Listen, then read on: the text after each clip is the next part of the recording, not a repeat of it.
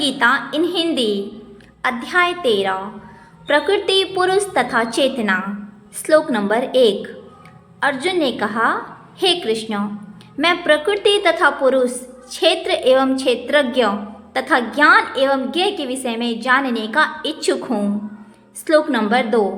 श्री भगवान ने कहा, हे कुंती पुत्र, यह शरीर क्षेत्र कहलाता है और इस क्षेत्र को जानने वाला क्षेत्रज्ञ। तात्पर्य: अर्जुन प्रकृति, पुरुष, क्षेत्र, क्षेत्रज्ञ, ज्ञान तथा ज्ञ के विषय में जानने का इच्छुक था। जब उसने इन सबों के विषय में पूछा तो कृष्ण ने कहा कि यह शरीर क्षेत्र कहलाता है और इस शरीर को जानने वाला क्षेत्रज्ञ। यह शरीर बद्ध जीव के लिए कर्म क्षेत्र है। बद्ध जीव इस संसार में बंधा हुआ है और वह भौतिक प्रकृति पर अपना प्रभुत्व प्राप्त करने का प्रयत्न करता है। इस प्रकार प्रकृति तथा प्रभुत्व को दिखाने की क्षमता के अनुसार उसे कर्म क्षेत्र प्राप्त होता है। यह कर्म क्षेत्र शरीर है और यह शरीर क्या है? शरीर इंद्रियों से बना हुआ है। बद्ध जीव इंद्रिय तृप्ति चाहता है और इंद्रिय तृप्ति को भोगने की क्षमता के अनुसार ही उसे शरीर या कर्म क्षेत्र प्रदान किया जाता है। इसलिए बद्ध जीव के लिए यह शरीर क्षेत्रज्ञ अथवा कर्म क्षेत्र कहलाता है। अब जो व्यक्ति अपने आप को शरीर मानता है वह क्षेत्रज्ञ कहलाता है। क्षेत्र तथा क्षेत्रज्ञ अथवा शरीर और शरीर के ज्ञाता का अंतर समझ पाना कठिन नहीं है। कोई भी व्यक्ति यह सोच सकता है कि बाल्यकाल से वृद्धावस्था तक उनमें अनेक परिवर्तन होते रहते हैं, फिर भी वह व्यक्ति वही रहता है। हे भरतवंशी, तुम्हें ज्ञात होना चाहिए कि मैं भी समस्त शरीरों में ज्ञाता भी हूँ और इस शरीर तथा अनेक ज्ञाता को जान लेना ज्ञान कहलाता है। ऐसा मेरा मत है। तात्पर्य: शरीर के ज्ञाता आत्मा तथा परमात्मा विषयक व्याख्या के दौरान हमें 3 विभिन्न विषय मिलेंगे: भगवान, जीव तथा पदार्थ। आत्मा तथा परमात्मा। चूंकि परमात्मा भगवान श्री कृष्ण का श्वांश है, अतः कृष्ण कहते हैं, मैं भी ज्ञाता हूँ, लेकिन मैं शरीर का व्यष्टि ज्ञाता नहीं हूँ, मैं परम ज्ञाता हूँ। मैं शरीर में परमात्मा के रूप में विद्यमान रहता हूँ। जो क्षेत्र तथा क्षेत्रज्ञ का अध्ययन भगवत गीता के माध्यम से सूक्ष्मता से करता है, उसे यह ज्ञान प्राप्त हो सकता है। भगवान कहते हैं, मैं प्रत्येक शरीर के कर्म क्षेत्र का ज्ञाता हूँ। व्यक्ति भले ही अपने शरीर का ज्ञाता हो, किंतु उसे अन्य शरीरों का ज्ञान नहीं होता। समस्त शरीरों में परमात्मा रूप में विद्वान भगवान समस्त शरीरों के विषय में जानते हैं। वे जीवन की विविध योनियों के सभी शरीरों को जानने वाले हैं। एक नागरिक अपने भूमि खंड के विषय में सब कुछ जानता है, लेकिन राजा को न केवल अपने महल का अपितु प्रत्येक नागरिक की भू संपत्ति का ज्ञान रहता है। इसी प्रकार कोई भले ही अपने शरीर का स्वामी हो, लेकिन परमेश्वर समस्त शरीरों के अधिपति हैं। श्लोक नंबर 4। अब तुम मुझसे यह सब संक्षेप में सुनो कि कर्म क्षेत्र क्या है, यह किस प्रकार बना है, इसमें क्या परिवर्तन होते हैं, यह कहाँ से उत्पन्न होता है, किस कर्म क्षेत्र को जानने वाला कौन है और इसके क्या प्रभाव हैं। तात्पर्य: भगवान कर्म क्षेत्र तथा कर्म क्षेत्र के ज्ञाता की स्वाभाविक स्थितियों का वर्णन कर रहे हैं। मनुष्य को यह जानना होता है कि यह शरीर किस प्रकार बना हुआ है, यह शरीर किन पदार्थों से बना है, यह किसके नियंत्रण में कार्यशील है, इसमें किस प्रकार का परिवर्तन होता है, ये परिवर्तन कहाँ से आते हैं, वे कारण कौन से हैं, आत्मा का चरम लक्ष्य क्या है तथा आत्मा का वास्तविक स्वरूप क्या है। मनुष्य को आत्मा तथा परमात्मा, उनके विभिन्न प्रभावों, उनकी शक्तियों के आदि के अंतर को भी जानना चाहिए। यह वह भगवान द्वारा दिए गए वर्णन के आधार पर भगवत गीता समझ ले तो ये सारी बातें स्पष्ट हो जाएंगी। लेकिन उसे ध्यान रखना होगा कि प्रत्येक शरीर में वास करने वाले परमात्मा को जीव का स्वरूप न मान बैठे। ऐसा तो सक्षम पुरुष तथा अक्षम पुरुष को एक समान बताने जैसा है। श्लोक नंबर 5। विभिन्न वैदिक ग्रंथों में विभिन्न ऋषियों के कार्यकलापों के क्षेत्र तथा उन कार्यकलापों के ज्ञाता के ज्ञान का वर्णन किया गया है। इसे विशेष रूप से वेदांत सूत्र में कार्य कारण के समस्त तर्क समेत प्रस्तुत किया गया है। तात्पर्य, इस ज्ञान की व्याख्या करने में भगवान कृष्ण सर्वोच्च प्रमाण हैं। फिर भी विद्वान तथा प्रामाणिक लोग सदैव पूर्ववर्ती आचार्यों का साक्ष्य प्रस्तुत करते हैं। कृष्ण आत्मा तथा परमात्मा की द्वैतता तथा अद्वैतता संबंधी इस अति विवादपूर्ण विषय की व्याख्या वेदांत नामक शास्त्र का उल्लेख करते हुए कर रहे हैं, जिसे प्रमाण माना जाता है। सर्वप्रथम वे कहते हैं वह विभिन्न ऋषियों के मतानुसार है। जहाँ तक ऋषियों का संबंध है, श्री कृष्ण के अतिरिक्त व्यासदेव महान ऋषि हैं और वेदांत सूत्र में द्वैत की भली भांति व्याख्या हुई है। व्यासदेव के पिता पराशर भी महर्षि हैं और उन्होंने धर्म संबंधी अपने ग्रंथों में लिखा है, अहम चंत तथा तुम, मैं तथा अन्य सारे जीव अर्थात हम सभी दिव्य हैं, भले ही हमारे शरीर भौतिक हों। हम अपने अपने कर्मों के कारण प्रकृति के तीनों गुणों के वशीभूत होकर पतित हो गए हैं। फलतः कुछ लोग उच्चतर धरातल पर हैं और कुछ निम्नतर धरातल पर। श्लोक नंबर 6। पंच महाभूत अहंकार, बुद्धि, अव्यक्त, 10 इंद्रियां तथा मन, 5 इंद्रिय विषय, इच्छा, द्वेष, सुख, दुख, संघात, जीवन के लक्षण तथा धैर्य, इन सबको संक्षेप में कर्म का क्षेत्र तथा उसकी अंतः क्रियाएं कहा गया जाता है। तात्पर्य, महर्षियों, वैदिक सूक्तों एवं वेदांत सूत्र के प्रामाणिक कथनों के आधार पर इस संसार के अवयवों को इस प्रकार से समझा जा सकता है। पहले तो पृथ्वी, जल, अग्नि, वायु तथा प्रकाश, ये 5 महाभूत हैं। फिर अहंकार, बुद्धि तथा तीनों गुणों की अव्यक्त अवस्था आती है। इसके पश्चात 5 ज्ञानेंद्रियां, नेत्र, कान, नाक, जीभ तथा त्वचा। फिर 5 कर्मेंद्रिय, वाणी, पांव, हाथ, गुदा तथा लिंग है। तब इन इंद्रियों के ऊपर मन होता है, जो भीतर रहने के कारण अंतः इंद्रिय कहा जाता है। इस प्रकार मन समेत कुल 11 इंद्रियां होती हैं। फिर इन इंद्रियों के 5 विषय हैं, गंध, स्वाद, स्पर्श तथा ध्वनि। इस तरह इन 24 तत्वों का समूह कार्य क्षेत्र कहलाता है। यदि कोई इन 24 विषयों का विश्लेषण करे तो उसे कार्य क्षेत्र समझ में आ जाएगा। फिर इच्छा, द्वेष, सुख तथा दुख नामक अंत क्रियाएं हैं, जो स्थूल देह के 5 महाभूतों की अभिव्यक्तियां हैं। चेतना तथा धैर्य द्वारा प्रदर्शित जीवन के लक्षण सूक्ष्म शरीर अर्थात मन, अहंकार, बुद्धि के प्राकट्य हैं। ये सूक्ष्म तत्व भी कर्म क्षेत्र में। श्लोक नंबर 8, 9, 10, 11 और 12। विनम्रता, दंभहीनता, अहिंसा, सहिष्णुता, सरलता, प्रामाणिक गुरु के पास जाना, पवित्रता, स्थिरता, आत्मसंयम, इंद्रिय तृप्ति के विषय का परित्याग, अहंकार का अभाव, जन्म, मृत्यु, वृद्धावस्था तथा रोग के दोषों की अनुभूति, वैराग्य, संतान, स्त्री, घर तथा अन्य वस्तुओं की ममता से मुक्ति, अच्छी तथा बुरी घटनाओं के प्रति संभाव, मेरे प्रति निरंतर अनन्य भक्ति, एकांत स्थान में रहने की इच्छा, जन समूह से विलगाव, आत्म साक्षात्कार की महत्ता को स्वीकारना तथा परम सत्य की दार्शनिक खोज, इन सबको मैं ज्ञान घोषित करता हूँ और इनके अतिरिक्त जो भी है वह सब अज्ञान है। तात्पर्य, कभी कभी अल्पज्ञ लोग ज्ञान की इस प्रक्रिया को कार्य क्षेत्र की अंतःक्रिया के रूप में मानने की भूल करते हैं, लेकिन वास्तव में यही असली ज्ञान की प्रक्रिया है। यदि कोई इस प्रक्रिया को स्वीकार कर लेता है तो परम सत्य तक पहुँचने की संभावना होती है। यह उसके पूर्व बताए गए 24 तत्वों का विकार नहीं है, यह वास्तव में इन तत्वों के पास से बाहर निकलने का साधन है। देहधारी आत्मा 24 तत्वों से बने आवरण रूप शरीर में बंद रहता है और यहाँ पर ज्ञान की जिस प्रक्रिया का वर्णन है वह इससे बाहर निकलने का साधन है।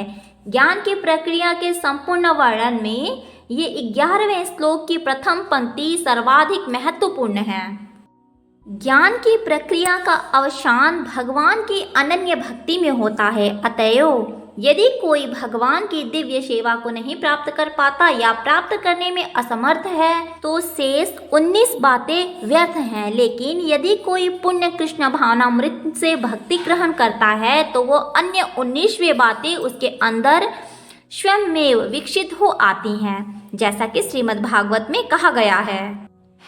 जिसने भक्ति की अवस्था प्राप्त कर ली है उसमें ज्ञान के सारे गुण विकसित हो जाते हैं, जैसा कि 8वें श्लोक में उल्लेख हुआ है। गुरु ग्रहण करने का सिद्धांत अनिवार्य है, यहाँ तक कि जो भक्ति स्वीकार करते हैं उसके लिए भी यह अति आवश्यक है। आध्यात्मिक जीवन का शुभारंभ तभी होता है जब प्रामाणिक गुरु ग्रहण किया जाए।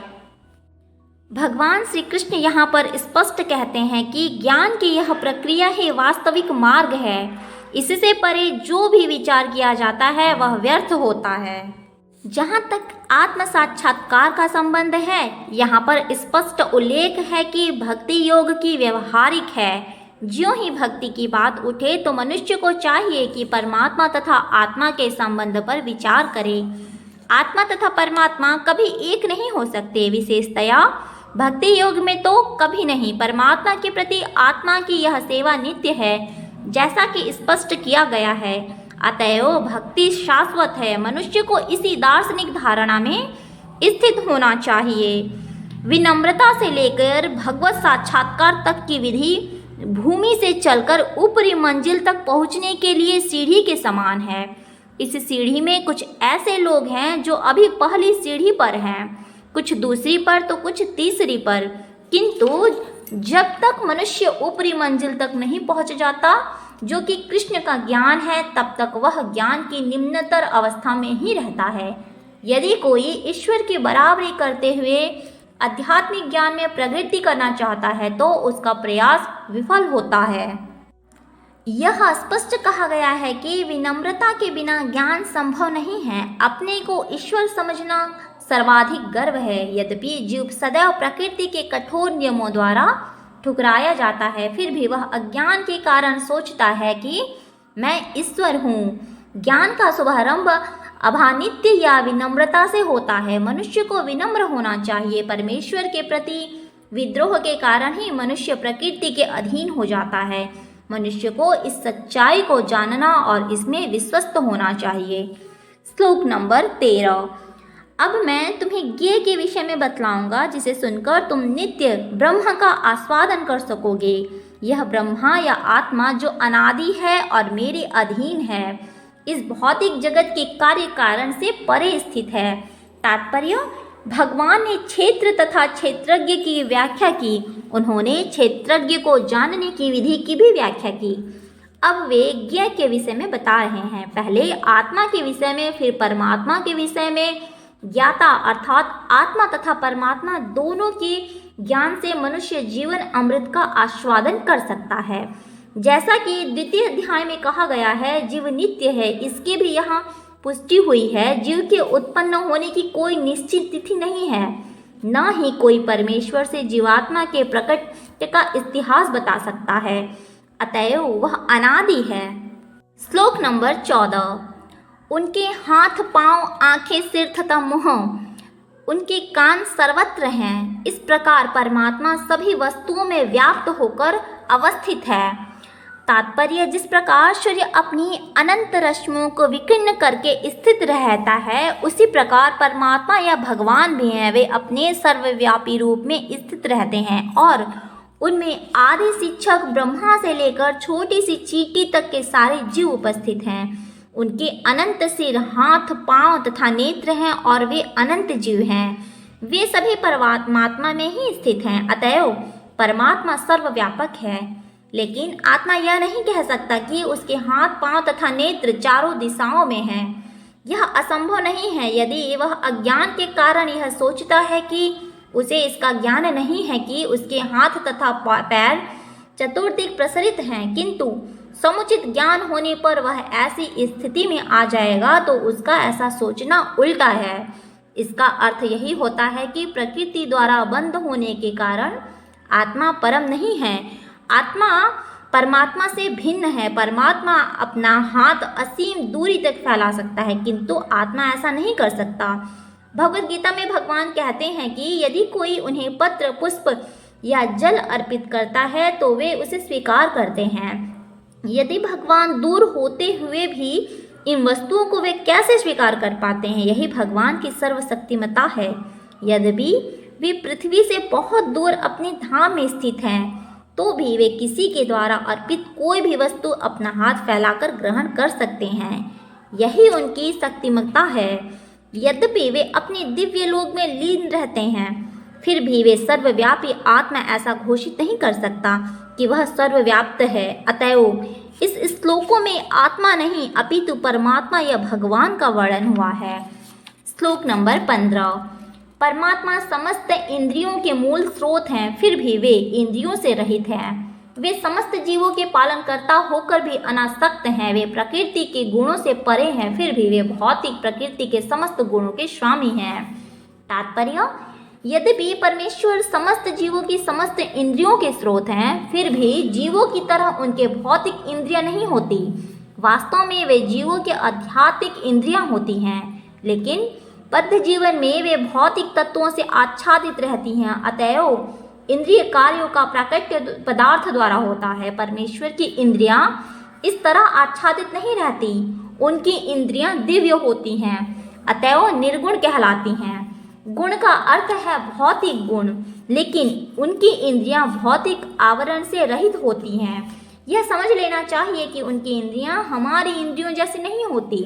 यद्यपि वे हमारे समस्त इंद्रिय कार्यों के स्रोत हैं, लेकिन उनकी इंद्रियां दिव्य होती हैं।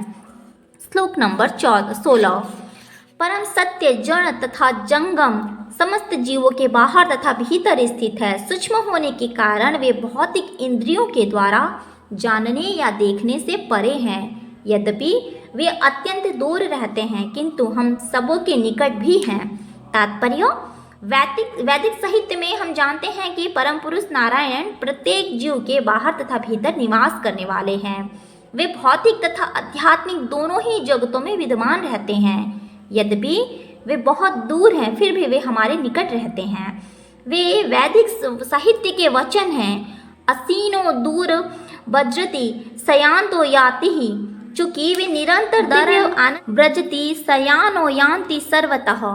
चूंकि वे निरंतर दिव्य आनंद भोगते रहते हैं, अतएव हम यह नहीं समझ पाते कि वे सारे ऐश्वर्य का भोग किस तरह करते हैं।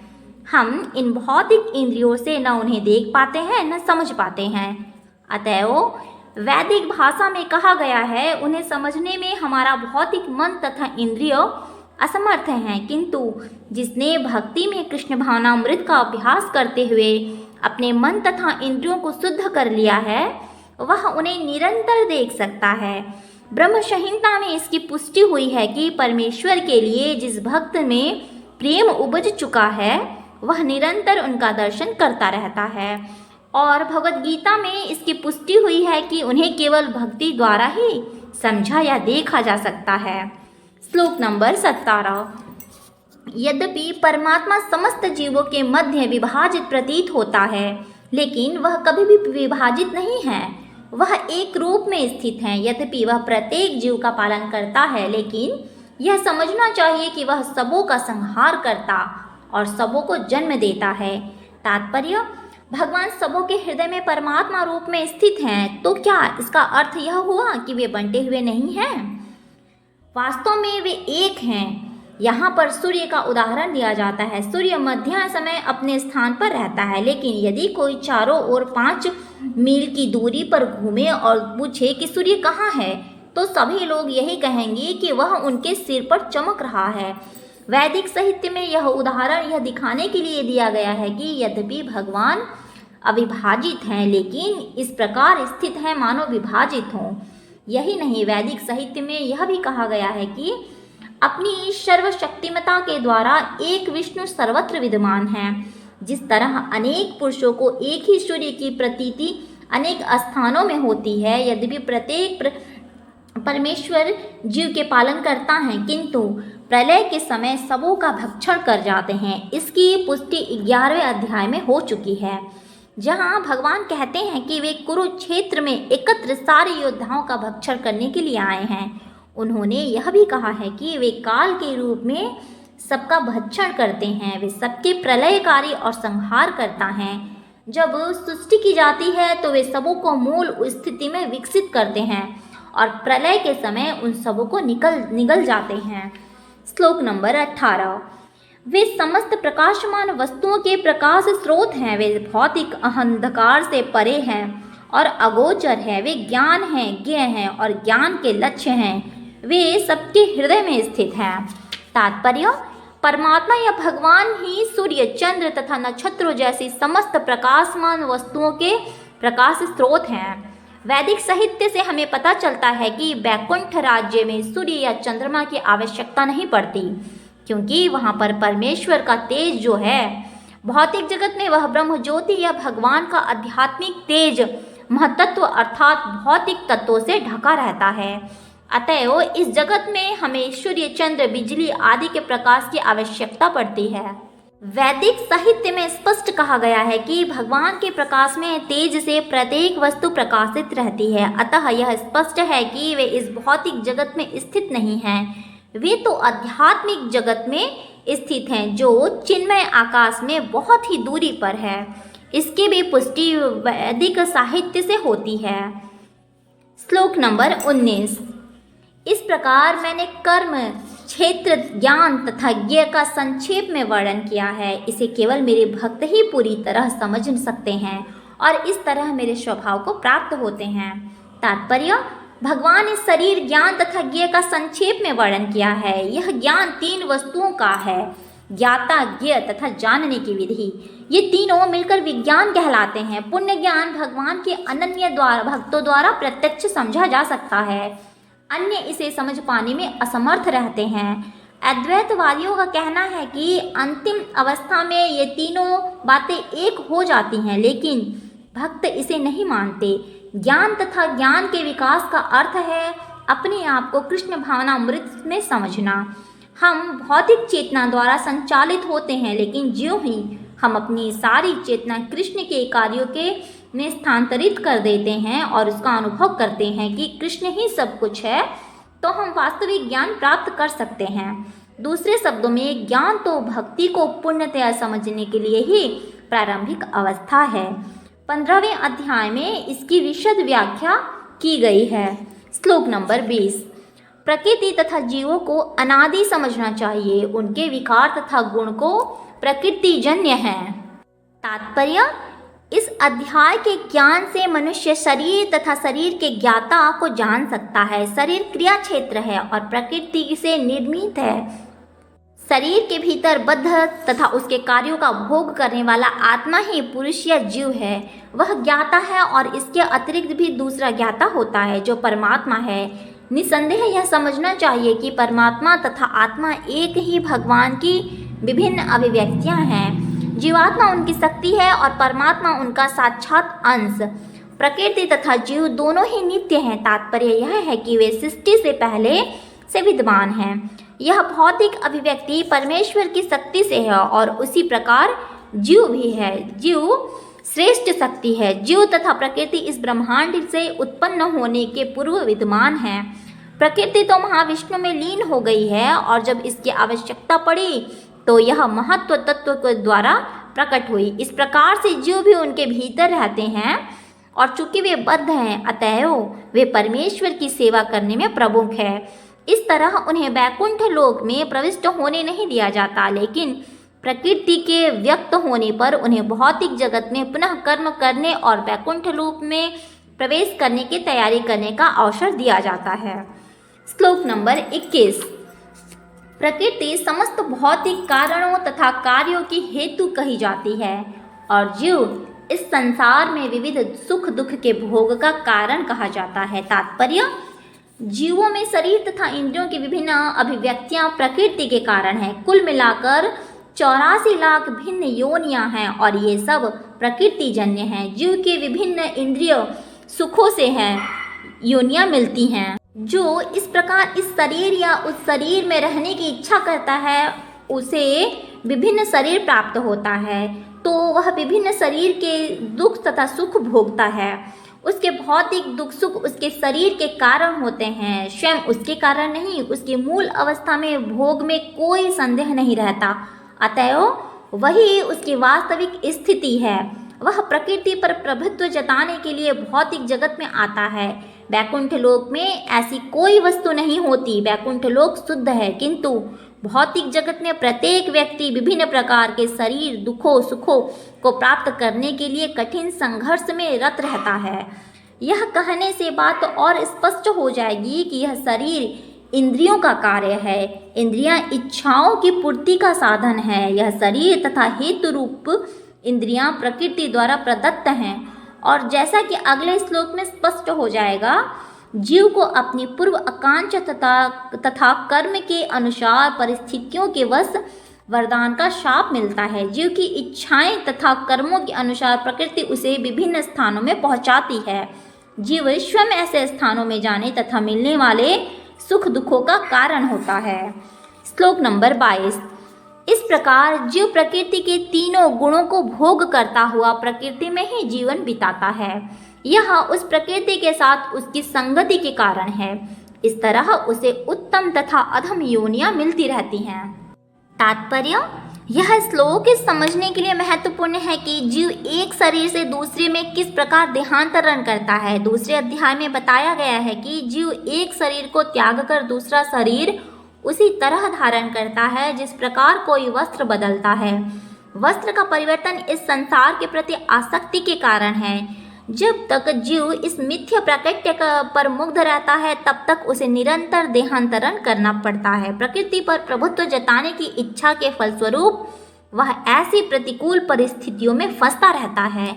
भौतिक इच्छा के वशीभूत हो उसे कभी देवता के रूप में तो कभी मनुष्य के रूप में, कभी पशु, कभी पक्षी, कभी कीड़े, कभी जल जंतु, कभी संत पुरुष तो कभी खटमल के रूप में जन्म लेना होता है। यह क्रम चलता रहता है और प्रत्येक परिस्थिति में जीव अपने को परिस्थितियों का स्वामी मानता रहता है, जबकि वह प्रकृति के वश में होता है। श्लोक नंबर 23। जो भी इस शरीर में एक अन्य दिव्य भोक्ता है जो ईश्वर है, परम स्वामी है और साक्षी तथा अनुमति देने वालों के रूप में विद्यमान है और जो परमात्मा कहलाता है। तात्पर्य: यहाँ पर कहा गया है कि जीवात्मा के साथ निरंतर रहने वाला परमात्मा परमेश्वर का प्रतिनिधि है।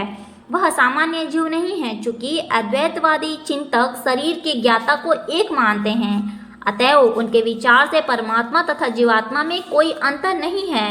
इसका स्पष्टीकरण करने के लिए भगवान कहते हैं कि प्रत्येक शरीर में परमात्मा रूप में विद्यमान है। वे जीवात्मा से भिन्न हैं, वे पर हैं, दिव्य हैं। जीवात्मा किसी विशेष क्षेत्र के कार्यों को भोगता है, लेकिन परमात्मा किसी सीमित भोक्ता के रूप में या शारीरिक कर्मों में भाग लेने वाले रूप में विद्यमान नहीं रहता, अपितु वह साक्षी, अनुमतिदाता तथा परम भोक्ता के रूप में स्थित रहता है। उनका नाम परमात्मा है, आत्मा नहीं, वह दिव्य है। अतः यह बिल्कुल स्पष्ट है कि आत्मा तथा परमात्मा भिन्न भिन्न हैं।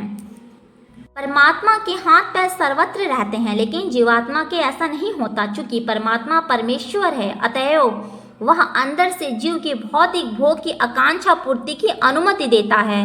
परमात्मा की अनुमति के बिना जीवात्मा कुछ भी नहीं कर सकता। जीव मुक्त है और भगवान भोक्ता का या पालक है। जीव अनंत है और भगवान उन सबों में भिन्न रूप में निवास करते हैं। श्लोक नंबर 24। जो व्यक्ति प्रकृति जीव तथा प्रकृति के गुणों की अंतःक्रिया से संबंधित इस विचारधारा को समझ लेता है, उसे मुक्ति की प्राप्ति सुनिश्चित है। उसकी वर्तमान स्थिति चाहे जैसी हो, उसका पुनर्जन्म नहीं होता। तात्पर्य: प्रकृति, परमात्मा, आत्मा तथा उसके अंतः संबंध की स्पष्ट जानकारी हो जाने पर मनुष्य मुक्त होने का अधिकारी बनता है और वह इस भौतिक प्रकृति में लौटने के लिए बाध्य हुए बिना वैकुंठ वापस चले जाने का अधिकारी बन जाता है। यह ज्ञान का फल है। ज्ञान यह समझने के लिए ही होता है कि दैव योग से जीव इस संसार में आ गिरा है। उसे प्रामाणिक व्यक्तियों, साधु पुरुषों तथा गुरु की संगति में निजी प्रयास द्वारा अपनी स्थिति समझनी है और जब जिस रूप में भगवान ने भगवद गीता में कही है उसे समझकर आध्यात्मिक चेतना या कृष्ण भावनामृत को प्राप्त करना है। तब यह निश्चित है कि वह इस संसार में फिर कभी नहीं आएगा। वह सच्चिदानंद यह निश्चित है कि वह इस संसार में फिर कभी नहीं आ सकेगा। वह सच्चिदानंदमय जीवन बिताने के लिए बैकुंठ लोक भेज दिया जाएगा। श्लोक नंबर 25। कुछ लोग परमात्मा को ध्यान के द्वारा अपने भीतर देखते हैं तो दूसरे लोग ज्ञान के अनुशीलन द्वारा, और कुछ ऐसे हैं जो निष्काम कर्म योग द्वारा देखते हैं।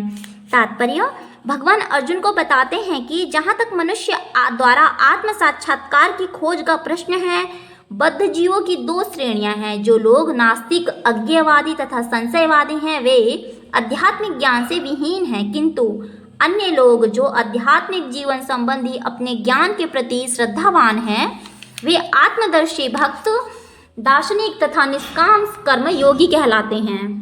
जो लोग सदैव अद्वैतवादी की संस्थापना करना चाहते हैं, उनकी भी गणना नास्तिकों एवं अज्ञेयवादियों में की जाती है। दूसरे शब्दों में केवल भगवत भक्त ही आध्यात्मिक ज्ञान को प्राप्त होते हैं, क्योंकि वे समझते हैं कि इस प्रकृति के भी परे वैकुंठ लोक तथा भगवान है, जिसका विस्तार परमात्मा के रूप में प्रत्येक व्यक्ति के शरीर में हुआ है और जो सर्वव्यापी हैं। निस्संदेह कुछ लोग ऐसे भी हैं जो ज्ञान के अनुशीलन द्वारा भगवान को समझने का प्रयास करते हैं।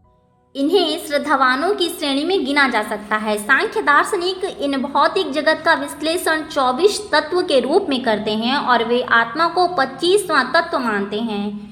जब वे आत्मा की प्रकृति को भौतिक तत्व से परे समझने में समर्थ होते हैं, तो यह भी समझ जाते हैं कि आत्मा के ऊपर भी भगवान है और वह 26वां तत्व है। इस प्रकार वे भी क्रमशः कृष्ण भावनामृत की भक्ति के स्तर तक पहुंच जाते हैं। जो लोग निष्काम भाव से कर्म करते हैं, उनकी भी मनोवृत्ति सही होती है। उन्हें कृष्ण भावनामृत की भी भक्ति के पद तक बढ़ने का अवसर दिया जाता है।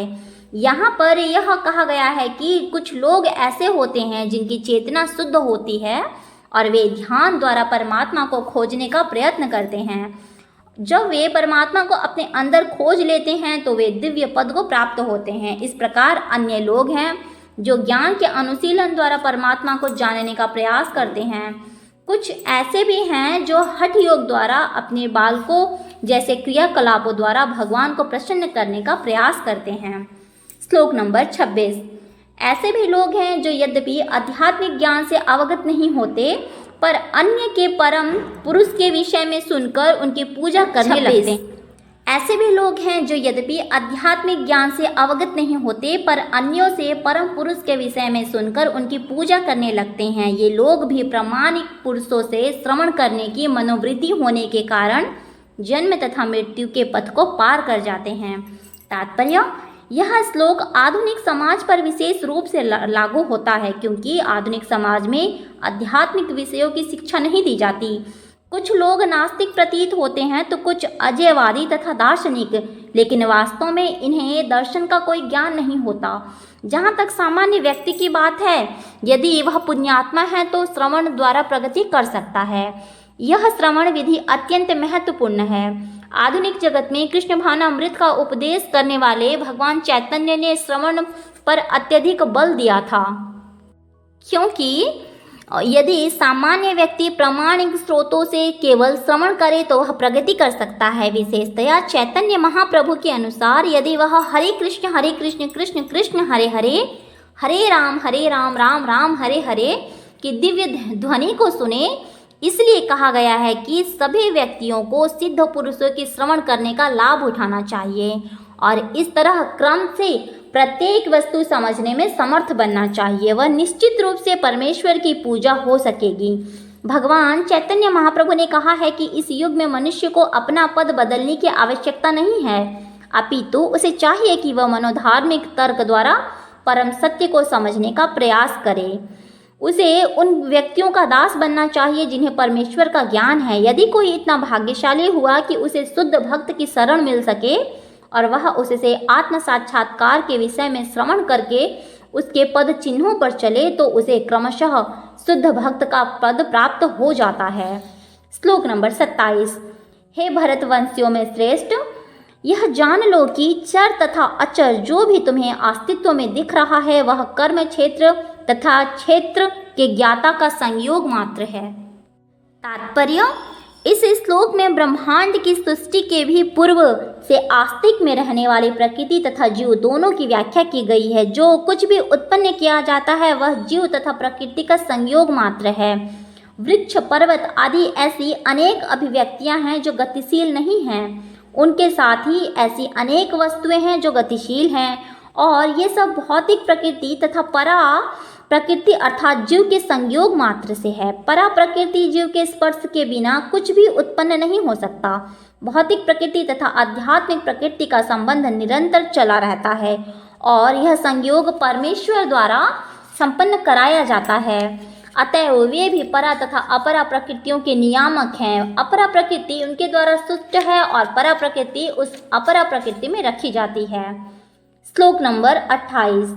जो परमात्मा को समस्त शरीरों में आत्मा के साथ देखता है और जो यह समझता है कि इस नश्वर शरीर के भीतर न तो आत्मा न ही परमात्मा कभी भी विनष्ट होता है, वही वास्तव में देखता है।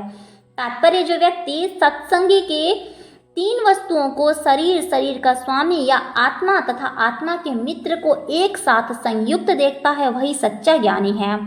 जब तक आध्यात्मिक विषयों के वास्तविक ज्ञाता की संगति नहीं मिलती तब तक कोई इन तीन वस्तुओं को नहीं देख सकता। जिन लोगों की ऐसी संगति नहीं होती वे अज्ञानी हैं। वे केवल शरीर को देखते हैं और जब वह शरीर विनष्ट हो जाता है तो वे समझते हैं कि सब कुछ नष्ट हो गया। लेकिन वास्तविकता यह नहीं है। शरीर के विनष्ट होने पर आत्मा तथा परमात्मा का अस्तित्व बना रहता है और वे अनेक विविध चर तथा अचर रूपों में सदैव जाते हैं। कभी कभी संस्कृत शब्द परमेश्वर का अनुवाद जीवात्मा के रूप में किया जाता है, क्योंकि आत्मा ही शरीर का स्वामी है और शरीर के विनाश पर वह अन्यत्र देहांतरण कर जाता है। इस तरह वह स्वामी है। लेकिन कुछ लोग इस परमेश्वर शब्द का अर्थ परमात्मा लेते हैं। प्रत्येक दशा में परमात्मा तथा आत्मा दोनों रह जाते हैं, वे विनष्ट नहीं होते। इस प्रकार देख सकता है, यही वास्तव में देख सकता है कि क्या घटित हो रहा है। श्लोक नंबर 29। जो व्यक्ति परमात्मा को सर्वत्र तथा प्रत्येक जीव में समान रूप से वर्तमान देखता है वह अपने मन के द्वारा अपने आप को भ्रष्ट नहीं करता। इस प्रकार वह दिव्य गंतव्य को प्राप्त करता है। तात्पर्य, जीव अपना भौतिक अस्तित्व स्वीकार करने के कारण अपने आध्यात्मिक अस्तित्व के पृथक स्थित हो गया है, किंतु यदि वह यह समझता है कि परमेश्वर अपने परमात्मा स्वरूप में सर्वत्र स्थित हैं, अर्थात यदि वह भगवान की उपस्थिति प्रत्येक वस्तु में देखता है तो वह विघटनकारी मानसिकता से अपने आप को नीचे नहीं गिराता है। इसलिए वह क्रमशः वैकुंठ लोक की ओर बढ़ता जाता है। सामान्यतया मन इंद्रिय तृप्तिकारी कार्यों में लीन रहता है, लेकिन जब वही परमात्मा की ओर उन्मुख होता है तो मनुष्य आध्यात्मिक ज्ञान में आगे बढ़ जाता है। श्लोक नंबर 30। जो यह देखता है कि सारे कार्य शरीर द्वारा संपन्न किए जाते हैं, जिसकी उत्पत्ति प्रकृति से हुई है, और जो देखता है कि आत्मा कुछ भी नहीं करता, वही यथार्थ में देखता है। तात्पर्य, यह शरीर परमात्मा के निर्देशानुसार प्रकृति द्वारा बनाया गया है और मनुष्य के शरीर के जितने भी कार्य संपन्न होते हैं वे उनके द्वारा नहीं किए जाते। मनुष्य जो भी करता है, चाहे सुख के लिए करे या दुख के लिए, वह शारीरिक रचना के कारण उसे करने के लिए बाध्य होता है। लेकिन आत्मा इन शारीरिक कार्यों के से विलग रहता है। यह शरीर मनुष्य को पूर्व इच्छाओं के अनुसार प्राप्त होता है। इच्छाओं की पूर्ति के लिए शरीर मिलता है, जिससे वह इच्छानुसार कार्य करता है। एक तरह से शरीर एक यंत्र है जिसमें परमेश्वर ने इच्छाओं की पूर्ति के लिए निमित्त किया है। इच्छाओं के कारण ही मनुष्य दुख भोगता है या सुख पाता है। जब जीव में यह दिव्य दृष्टि उत्पन्न हो जाती है तो वह शारीरिक कार्यों में पृथक हो जाता है। जिसमें ऐसी दृष्टि आ जाता है वही वास्तविक दृष्टा है। श्लोक नंबर 31। जब विवेकवान व्यक्ति विभिन्न भौतिक शरीरों के कारण विभिन्न स्वरूपों को देखना बंद कर देता है और वह देखता है कि किस प्रकार से जीव सर्वत्र फैले हुए हैं, तो वह ब्रह्मबोध को प्राप्त होता है। तात्पर्य, जब मनुष्य यह देखता है कि विभिन्न जीवों के शरीर उस जीव की विभिन्न इच्छाओं के कारण उत्पन्न हुए हैं और वे आत्मा से किसी तरह संबंध नहीं है, तो वह वास्तव में देखता है देहात्म बुद्धि के कारण हम किसी को देवता, किसी को मनुष्य, कुत्ता, बिल्ली आदि के रूप में देखते हैं। यह भौतिक दृष्टि है, वास्तविक दृष्टि नहीं। यह भौतिक भेदभाव देहात्म बुद्धि के कारण होता है। भौतिक शरीर के विनाश के बाद आत्मा एक रहता है। यही आत्मा भौतिक प्रकृति के संपर्क से विभिन्न प्रकार के शरीर धारण करता है। जब कोई इसे देख पाता है तो उसे आध्यात्मिक दृष्टि प्राप्त होती है।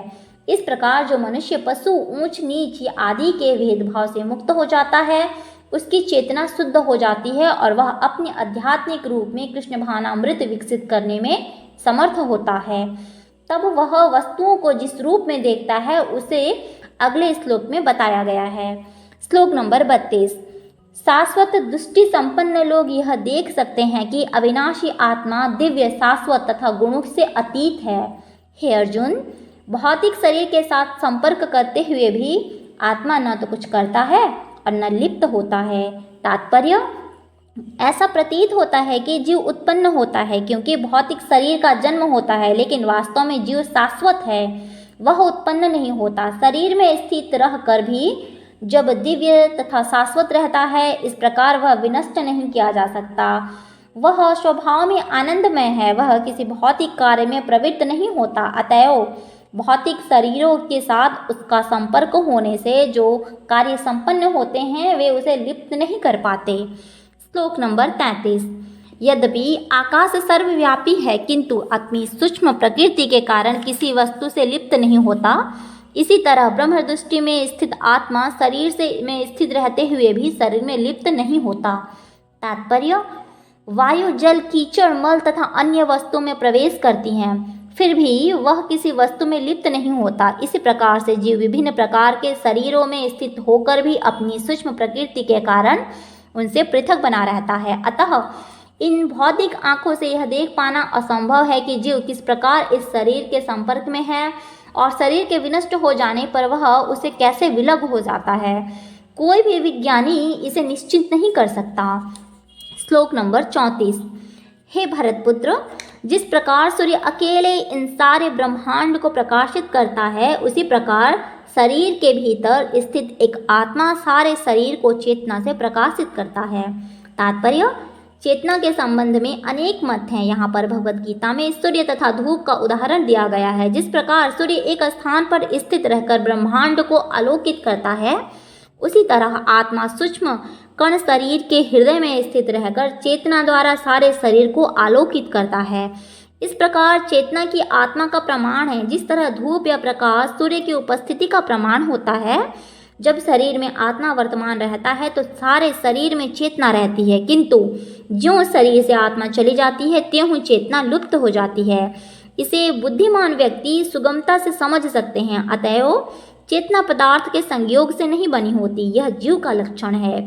जीव की चेतना यद्यपि गुणात्मक रूप से परम चेतना से अभिन्न है, किंतु परम नहीं है, क्योंकि एक शरीर की चेतना दूसरे शरीर से संबंधित नहीं होती। लेकिन परमात्मा जो आत्मा के सखा रूप में समस्त शरीरों में है, वह समस्त शरीरों के प्रति सचेष्ट हैं। परम चेतना तथा व्यक्ति चेतना में यही अंतर है। श्लोक नंबर 35।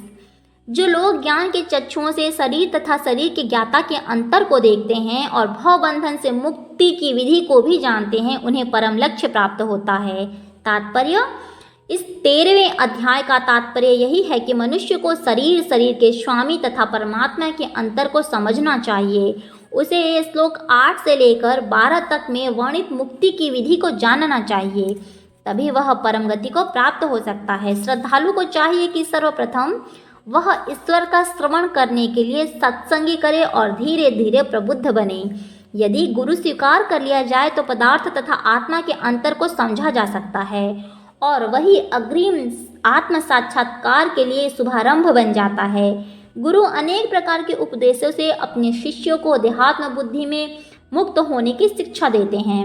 उदाहरण के लिए भगवद गीता में कृष्ण अर्जुन को भौतिक बातों से मुक्त होने के लिए शिक्षा दे रहे हैं। मनुष्य यह तो समझ सकता है कि यह शरीर पदार्थ है और इसे 24 तत्वों में विश्लेषित किया जा सकता है। शरीर स्थूल अभिव्यक्ति है और मन तथा मनोवैज्ञानिक प्रभाव सूक्ष्म अभिव्यक्ति हैं, जीवन के लक्षण नहीं। इन्हीं तत्वों की अंतःक्रिया है, किंतु इनसे भी ऊपर आत्मा और परमात्मा है। आत्मा तथा परमात्मा दो हैं। यह भौतिक जगत आत्मा तथा 24 तत्वों के संयोग से कार्यशील है। जो संपूर्ण भौतिक जगत की इन रचना को आत्मा तथा तत्वों के संयोग से बनी हुई मानता है और परमात्मा की स्थिति को भी देखता है, वही वैकुंठ लोक जाने का अधिकारी बन पाता है। ये बातें चिंतन तथा साक्षात्कार की हैं। मनुष्य को चाहिए कि गुरु की सहायता से इस अध्याय को भली भांति समझ ले। इस प्रकार श्रीमद् भगवद गीता के 13वें अध्याय प्रकृति, पुरुष तथा चेतना का भक्ति वेदांत तात्पर्य